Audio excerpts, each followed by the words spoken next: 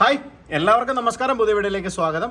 അപ്പോൾ ഇതിൽ പലരും ചിലപ്പോൾ ഷോർട്ട് വീഡിയോ കണ്ടിട്ട് വന്നവരുണ്ടാവും, അല്ലാത്തവരുണ്ടാവും. അപ്പോൾ അവർക്ക് വേണ്ടിയിട്ട് ഇന്നത്തെ വീഡിയോ നമുക്കിവിടെ ആരംഭിക്കാം.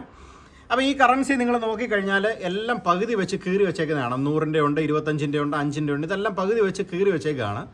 നമ്മൾ ബാങ്കിൽ ചെന്ന് നമ്മുടെ അക്കൗണ്ടിൽ നിന്ന് പൈസ എടുത്തു കഴിഞ്ഞാൽ പോലും അവർ ഇതുപോലെ പകുതി വെച്ച് കീറിയേ തരത്തുള്ളൂ. എന്തുകൊണ്ടാണെന്ന് ചോദിച്ചു കഴിഞ്ഞാൽ ഗ്രീസിന് ഒരു സമയത്ത് ഭയങ്കര ഫിനാൻഷ്യൽ ക്രൈസിസ് വന്ന സമയത്ത് നമ്മളെ കൊണ്ട് ഗവൺമെൻറ് നിർബന്ധിത ലോൺ, ഗവൺമെൻറ് നമ്മുടെ പൈസയിൽ നിന്നും പകുതി, അപ്പോൾ അത് നമ്മൾ 100 രൂപ പിൻവലിച്ചു കഴിഞ്ഞാൽ നമ്മുടെ 2000 രൂപ ഇവിടെ ഇറങ്ങിയ സമയത്ത് നമുക്ക് ഇത്ര രൂപ ഒരു ദിവസം എടുക്കാവൂ എന്നുള്ളൊരു നിബന്ധന ഉണ്ടായിരുന്നു. എന്ന് പറഞ്ഞതുപോലെ 100 രൂപ നമ്മുടെ അക്കൗണ്ടിൽ നിന്ന് എടുത്തു കഴിഞ്ഞാൽ ആ കറൻസിയുടെ പകുതി കീറി ഗവൺമെൻറ് എടുക്കും.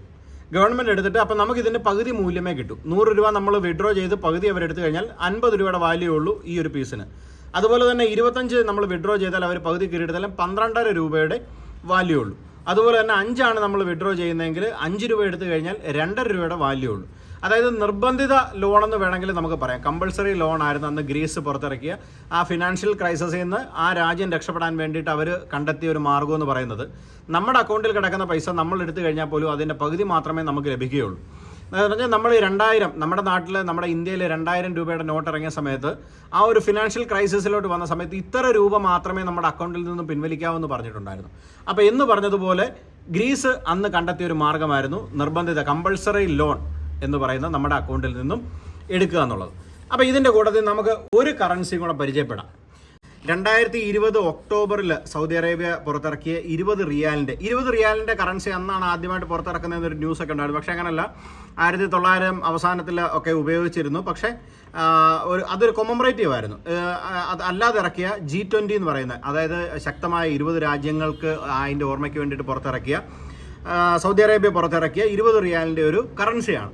അപ്പോൾ ഈ കറൻസിയുടെ ബാക്ക് സൈഡിൽ കൊടുത്തിരിക്കുന്ന വേൾഡ് മാപ്പാണ് കൊടുത്തിരിക്കുന്നത്. വേൾഡ് മാപ്പിൻ്റെ കൊടുത്തിരിക്കുന്നതിൽ ഈ ബ്രൗൺ കളറ് കൂടുതലായിട്ട് കൊടുത്തേക്കുന്ന രാജ്യങ്ങളാണ് G20 വരുന്നത്. അപ്പോൾ അതിൽ നമ്മുടെ ഇന്ത്യ ഉണ്ട്, നിങ്ങൾക്ക് കാണാം. പക്ഷേ ആ ഇന്ത്യക്കൊരു ചെറിയൊരു മിസ്റ്റേക്ക് പറ്റി. ആ ഇന്ത്യയുടെ ഏറ്റവും ടോപ്പിലുള്ള ജമ്മു കാശ്മീരിൻ്റെ ഭാഗം വന്നിട്ടില്ല. അല്ലാത്ത ഭാഗം മാത്രമാണ് ഇന്ത്യയുടെ മാപ്പ് കൊടുത്തിരിക്കുന്നത്. അതപ്പോൾ ഇന്ത്യ ചൂണ്ടിക്കാണിച്ചു, അങ്ങനെ ഒരു മിസ്റ്റേക്ക് ഉണ്ടെന്നുള്ളത് ഇന്ത്യ ചൂണ്ടിക്കാണിക്കുകയും അതവർ അക്സെപ്റ്റ് ചെയ്യുകയും അതിനുശേഷം അവർ പുറത്തിറക്കിയ കുറേ കറൻസികൾ തിരിച്ചു പിടിക്കുകയും അതോടൊപ്പം പുതിയ കറൻസി അവർ ഇറക്കുകയും ചെയ്തു. G20 ഓർമ്മയ്ക്ക് വേണ്ടിയിട്ട് 20 രാജ്യങ്ങൾ ഏതൊക്കെയാണെന്ന് ഉള്ളത് അടയാളപ്പെടുത്തിയ അവർ പുറത്തിറക്കിയ 20 റിയാലിൻ്റെ ഒരു കറൻസി ആയിരുന്നു. അപ്പോൾ അത് ബാക്കിയുള്ള ആ മാപ്പിൽ വരുന്ന ബാക്കിയുള്ളതെല്ലാം ലൈറ്റായിട്ട് കൊടുക്കുകയും G20 വരുന്ന രാജ്യങ്ങളെല്ലാം അവർ ഡാർക്കാക്കി കൊടുക്കുകയും ചെയ്തു. അതിൽ ഇന്ത്യക്ക് കൊടുത്തതിൽ നിങ്ങൾക്ക് ഇത് കണ്ടാൽ മനസ്സിലാവും. ആ ഒരു ഭാഗത്ത് മേളിൽ ജമ്മു കാശ്മീരിൻ്റെ ആ ഒരു മാപ്പ് അവിടെ വന്നിട്ടില്ല. അപ്പോൾ അത് അവരെ നമ്മൾ ചൂണ്ടിക്കാണിക്കുകയും അവർ ആ തെറ്റ് മനസ്സിലാക്കുകയും അവർ ആ ഒരു കറൻസി പിൻവലിക്കുകയും ചെയ്തു. അതാണ് ഈ ഒരു കറൻസിയുടെ പ്രത്യേകത. അപ്പോൾ ഇന്ന് പരിചയപ്പെട്ട ഗ്രീസിൻ്റേതും അതുപോലെ തന്നെ സൗദി അറേബ്യയുടെയും കറൻസിയൊക്കെ നിങ്ങൾക്ക് ഇഷ്ടപ്പെട്ടെന്ന് കരുതുന്നു. ഇതുപോലുള്ള ഒരുപാട് ഇൻഫർമേറ്റീവ് വീഡിയോസുമായിട്ട് നമുക്ക് വീണ്ടും കാണാം.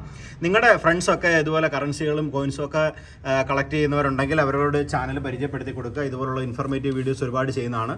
അതുപോലെ തന്നെ നമ്മുടെ ഓൺലൈനിൽ കാണുന്ന ഒരുപാട് ഫേക്ക് ന്യൂസുകളിലും ലക്ഷങ്ങൾ കിട്ടുമെന്നുള്ളതിനകത്തൊന്നും പോയി വീണ് രജിസ്ട്രേഷൻ ഫീസൊക്കെ കൊടുത്ത് അത് നഷ്ടപ്പെട്ടു പോകാതിരിക്കാൻ വേണ്ടിയിട്ട് എന്ത് സംശയം ഉണ്ടെങ്കിലും നിങ്ങൾക്ക് ചോദിക്കാം, കമൻസ് ആയിട്ട് ചോദിക്കാം. എനിക്കറിയുന്നതാണെങ്കിൽ ഞാൻ പറഞ്ഞുതരാം, അല്ലെങ്കിൽ റെഫർ ചെയ്തിട്ടാണെങ്കിൽ ഞാൻ നിങ്ങൾക്ക് വേണ്ടി പറഞ്ഞു തരാം. അപ്പോൾ ഇതുപോലുള്ള ഒരുപാട് ഇൻഫർമേറ്റീവ് വീഡിയോസിനായി നിങ്ങൾ ചാനൽ സേവ് ചെയ്ത് വെക്കുക. ഒപ്പം നിങ്ങൾ കൂട്ടുകാർക്കൊക്കെ ഷെയർ ചെയ്ത് കൊടുക്കുക. അപ്പോൾ അടുത്തൊരു നല്ല വീഡിയോ ആയിട്ട് കാണുന്നവരെ താങ്ക് യു. സേതു.